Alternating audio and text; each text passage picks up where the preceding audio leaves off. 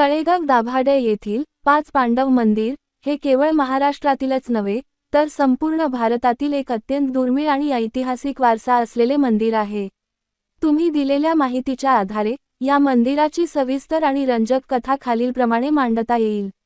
5 पांडव मंदिर, एक अद्भुत ऐतिहासिक वारसा। पुणे मुंबई महामार्गावर असलेल्या तळेगाव दाभाडे या ऐतिहासिक शहराच्या कुशीत हे मंदिर वसलेले आहे।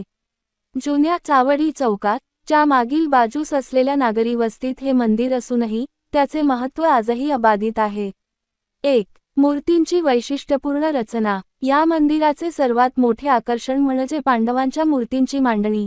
सहसा मंदिरांमध्ये देवता उभ्या स्थितीत असतात, मात्र येथे युधिष्ठिर, भीम, अर्जुन, नकुल आणि सहदेव या 5ही पांडवांच्या मूर्ती बैठ्या, बसलेल्या स्थितीत एका रांगेत आहेत।